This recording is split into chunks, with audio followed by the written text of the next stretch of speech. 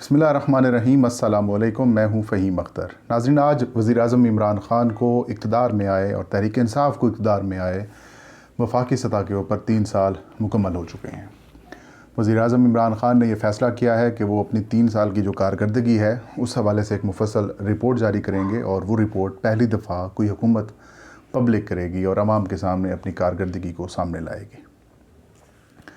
आज के व्लॉग में हम आपको बताएंगे कि तहरीक इंसाफ़ ने कहाँ तक कामयाबी हासिल की है और वज़ीर-ए-आज़म इमरान ख़ान का वो नारा मेरिट, शफाफियत को यकीनी बनाया जाएगा, करप्शन का ख़ात्मा किया जाएगा और तब्दीली लाई जाएगी और इस बोसीदा निज़ाम का ख़ात्मा किया जाएगा या फिर इसको बेहतर करके जो पाकिस्तान के मसाइल हैं उनको ख़त्म किया जाएगा। क्या वो इसमें कामयाब हुए हैं या नहीं हो पाए, आज का मौजू ये है। और क्या वजह है कि वज़ीर-ए-आज़म इमरान ख़ान जो बड़े दावे करते थे इक़्तिदार में आने से पहले, वो किस हद तक मुकम्मल हो पाए हैं और क्या उनको तकमील में किस किस्म के मसाइल का सामना है। सबसे पहले हम बात पॉजिटिव नोट से शुरू करते हैं। तहरीक इंसाफ़ को ज़ाहिर है पहली दफ़ा इक़्तिदार मिला वफाकी सतह के ऊपर। इमरान ख़ान और उनकी टीम में कुछ लोग जो शामिल थे वो एक्सपीरियंस थे, लेकिन ज़्यादातर लोग जो थे वो इनएक्सपीरियंस थे। लेकिन बावजूद इसके जब इमरान ख़ान ने हलफ़ उठाया बतौर वज़ीर-ए-आज़म और उसके बाद जिस तरीके से उन्होंने काम शुरू किया, तो उन्हें पता चला कि जो चीज़ें बाहर बताई जाती थीं मुस्लिम लीग नून के दौर में, वो हकीकत में ऐसी नहीं हैं। मुस्लिम लीग नून ये दावा करती थी कि उन्होंने पाकिस्तान की इकॉनमी को टेक ऑफ की पोजीशन में पहुंचा दिया है और अगला जो दौर होगा वो पाकिस्तान की तरक्की और खुशहाली का दौर होगा। और मुस्लिम लीग नून ये कहती रही कि पाकिस्तान मुआशी तौर पर बहुत ज़्यादा मजबूत हो चुका है। सी पैक लाए मुस्लिम लीग नून का ये दावा, सरमायाकारी लाए, बाकी मामलात इस तरीके से किए। लेकिन जब इक़्तिदार मिला इमरान ख़ान को तो पता चला कि पाकिस्तान ने इस हद तक कर्ज़ा देना है कि अगर वो कर्ज़े ना दिए गए तो पाकिस्तान ना सिर्फ मुआशी लिहाज से दिवालिया हो जाएगा, बल्कि पाकिस्तान को इंटरनेशनल सैंक्शंस भी हो जाएंगी और कई इदारे जिनको गिरवी रख कर कर्ज़े लिए गए थे वो भी हाथ से जा सकते हैं। तो इमरान ख़ान ने जिस तरीके से वादा किया था कि 90 रोज़ के अंदर वो तब्दीली लेके आएंगे और 100 डेज़ का उन्होंने कहा था कि 100 डेज़ के अंदर आपको तब्दीली नज़र आना शुरू हुई होगी, उसमें इमरान ख़ान पहले मरले में काफ़ी हद तक नाकाम रहे। भला हो चीन का और सऊदी अरब का, इन्होंने पाकिस्तान को कर्ज़े दिए। इमरान ख़ान ने सऊदी अरब का दौरा किया, वहाँ पर शहज़ादा मोहम्मद बिन सलमान से मुलाकातें की और उन्होंने डेफ़र पेमेंट के ऊपर पाकिस्तान को तेल दिया और स्टेट बैंक ऑफ पाकिस्तान की जिसके ज़खायर जो हैं वो सिर्फ $7 अरब तक पहुँचे हुए थे, उनको एक फ़िक्स अमाउंट पाकिस्तान के स्टेट बैंक ऑफ पाकिस्तान के अकाउंट में रखती, जिससे पाकिस्तान दिवालिया होने से बच गया। बाद में इस्लाहात की, मुआशी इस्लाहात की, FBR से टैक्स कलेक्शन में इजाफ़ा किया, बरामदात यानी कि जो एक्सपोर्ट्स हैं उनको बढ़ाने के लिए पॉलिसीज़ लाई। वज़ीर-ए-आज़म के जो मुशीर हैं जो अब्दुर्रज़ाक दाऊद, उन्होंने बड़ा कलीदी किरदार अदा किया। बाकी मिनिस्ट्रीज़ और बाकी हाई लेवल के लोगों ने बड़ा कलीदी किरदार अदा किया और अब सिचुएशन काफ़ी हद तक बेहतर है। अब पाकिस्तान के जो ओवरऑल जो ज़र मुबादला के ज़खायर हैं वो $7 अरब से बढ़कर $76 अरब तक पहुंच चुके हैं, जो कि पिछले 4 साल में, यानी कि मुस्लिम लीग नून के आखिरी 1 साल को भी ऐड करें तो उसके बुलंद तरीन सतह के ऊपर पाकिस्तान मौजूद है। और अल्हम्दुलिल्लाह पाकिस्तान को किसी किस्म का कोई ख़तरा नहीं है। इसी तरीके से और भी बड़े चैलेंजेस थे, लेजिस्लेशन के हवाले से मामला थे। FATF की जो पाकिस्तान ब्लैक लिस्ट हो गया था मुस्लिम लीग नून के ही दौर में, पाकिस्तान को ग्रे लिस्ट में था, तो पाकिस्तान को ब्लैक लिस्ट में जाने के इम्कानात काफ़ी ज़्यादा नज़र आ रहे थे, उसके ऊपर ओवरकम किया।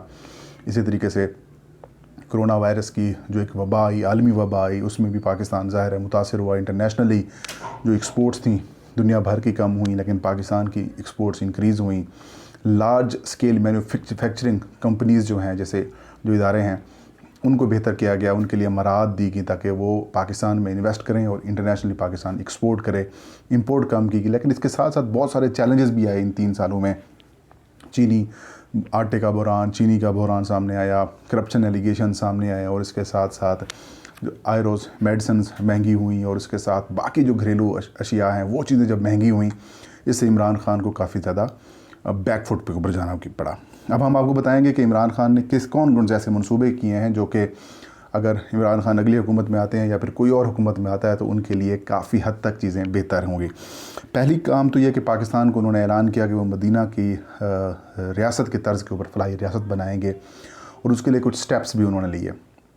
سب سے اہم سٹیپ یہ تھا کہ وہ غریب لوگ جن کا کوئی پوچھتا نہیں تھا، اگر آپ بس اسٹیشنز پہ جائیں، ریلوے اسٹیشنز پہ جائیں یا پھر بازاروں وغیرہ میں جائیں تو کئی لوگ آپ کو فٹ پاتھ پر سوئے ہوئے بھی ملیں گے۔ ان کے لیے پناہ گاہیں بنائیں، لنگر خانے کھولے اور احساس پروگرام ان کے لیے شروع کیا، جہاں پر ان کو کفالت بھی ملتی ہے اور باقی لوگوں کو لیے بھی جو ہے وہ انہوں نے ایک ٹرینڈ سیٹ کیا کہ مدینہ کے طرز کے اوپر سب کی ریاست فلاحی ریاست بنائی جائے۔ سب سے اہم معاملہ نئی نسلوں کا خیال رکھا۔ ماضی کی کسی بھی حکومت نے پاکستان کے جو چیدہ مسائل ہیں، سب سے اہم مسئلہ پاکستان کے لیے تھا پاکستان کی بقا کا مسئلہ تھا کہ پاکستان میں جس طریقے سے موسمیاتی تبدیلی یا پھر جو ماحولیاتی تبدیلی پاکستان کے اوپر آ رہی ہے، اس سے ایسا خطرہ محسوس ہوا شاید 50-60 سال بعد پاکستان میں ریگستان ٹائپ ہوں، پاکستان میں گرینری ختم ہو جائے، سیلاب آئیں اور زیادہ بارشیں، زیادہ نقصانات ہوں، تو اس کا خیال رکھا گیا۔ اور خیبر پختونخوا میں انہوں نے ایک منصوبہ شروع کیا تھا درخت لگانے کا، تو پھر اس کو میس لیول پر، پاکستان لیول کے اوپر اس کو لے کے جایا گیا اور 10 بلین ٹری سونامی منصوبے کا آغاز کیا گیا، جو مستقبل کے نسلیں ہیں ان کا مستقبل محفوظ کرنے کے لیے یہ پلان کیا گیا۔ اس کے علاوہ کرونا کے حوالے سے جو ایک بڑا چیلنج تھا، بڑی بڑی حکومتیں اس میں ناکام ہوئیں، لیکن عمران خان کی حکمت عملی کی کامیاب رہی۔ جی ڈی پی کی شرح جو کہ مسلسل کام ہوتی گئی کووڈ کے دنوں میں، اور اس سے پہلے بھی جو معاشی کرنچ تھا پاکستان کے لیے، قرضوں کے ایک حصول کے علاوہ اور کوئی آپشن نہیں تھا، اس کے باوجود پاکستان نے ایکسپورٹس بہتر کیں، اور ایکسپورٹس بہتر ہونے کی وجہ سے پاکستان کا جو جی ڈی پی ہے وہ 4 پوائنٹ کے قریب پہنچا، جو کہ ایک خوشائند اور کامیابی کہہ سکتے ہیں۔ لارج مینوفیکچرنگ جو کمپنیز ہیں ان کی بڑھوتری 14.3% رہی۔ ملکی برآمدات 25.3 ارب ڈالر تک پہنچیں۔ زر مبادلہ، ترسیلات زر، ان میں بھی بڑا اضافہ ہوا، اور اب ترسیلات زر جو ہیں وہ 29.4 صرف اس سال آئی ہیں، جو کہ پاکستانیوں جو باہر پاکستان میں رہتے ہیں ان کا حکومت اور وزیر اعظم کے اوپر اعتماد کا اظہار ہے۔ اور جس طریقے سے میں نے پہلے بتایا کہ 2018-19 میں 7 ارب ڈالر ہمارے پاس زر مبادلہ کے ذخائر تھے، اور اب یہ 76 ارب ڈالر تک پہنچ چکے ہیں۔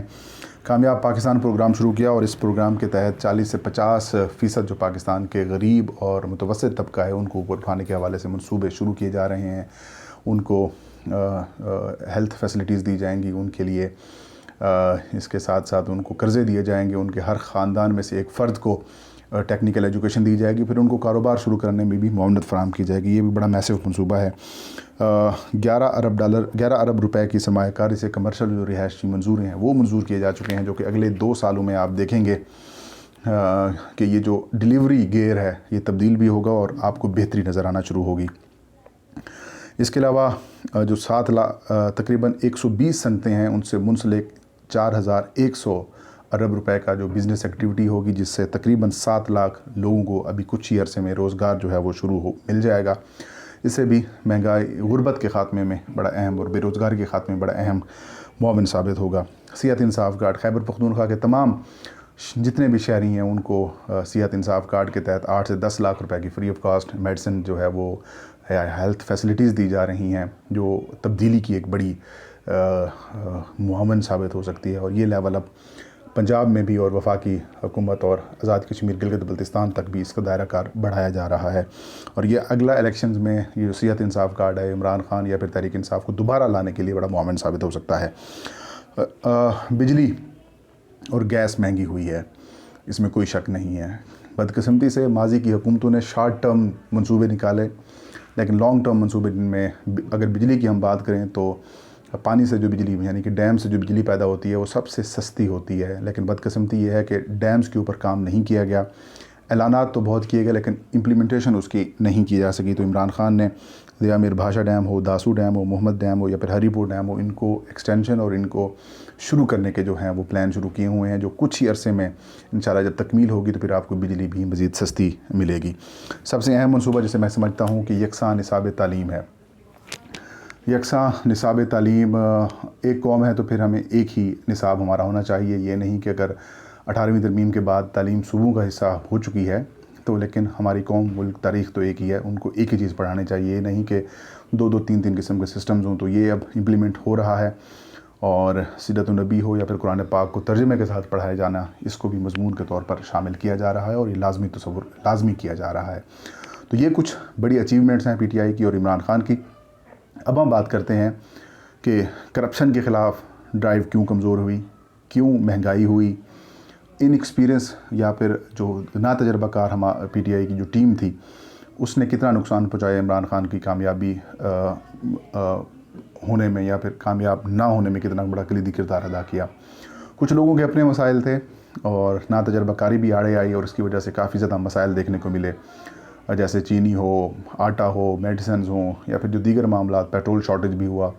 تو اس حوالے سے کافی زیادہ پریشانی دکھائی دی عمران خان کو، لیکن جو سب سے بڑا اور میجر مسئلہ تھا، عمران خان نے کہا تھا کہ میں ان کا احتساب کروں گا، یعنی کہ اپوزیشن کا ہو یا پھر ماضی کے جو حکمران ہوں ان کا احتساب کروں گا۔ اس کے آڑے کمزور پروسیکیوشن ہو، رٹ جو نیب کی ہے، ایف آئی اے کی یا پھر اینٹی کرپشن ڈپارٹمنٹس کی ہے، ان کی کمزور رہی، اور یہی وجہ ہے کہ کمزوریوں کا اور کمزور پروسیکیوشن کا فائدہ اٹھایا مسلم لیگ نون کے رہنماؤں نے، پیپلز پارٹی کے رہنماؤں نے، اور یہی وجہ ہے کہ وہ جو ایک میس لیول کی کیمپین تھی عمران خان کی کہ میں ان کا احتساب کروں گا، ان کو قانون کے سامنے لاؤں گا، جو بیرون ملک لوٹی ہوئی دولت ہے وہ ان کو واپس لائیں گے۔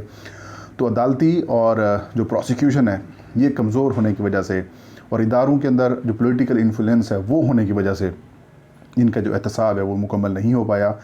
اور مجھے یہ لگتا ہے عمران خان کئی دفعہ یہ کہہ بھی چکے ہیں کہ عدلیہ ہو یا پھر باقی جو ادارے ہوں وہ ساتھ دیں تاکہ پاکستان لوٹنے والوں کا احتساب کیا جا سکے۔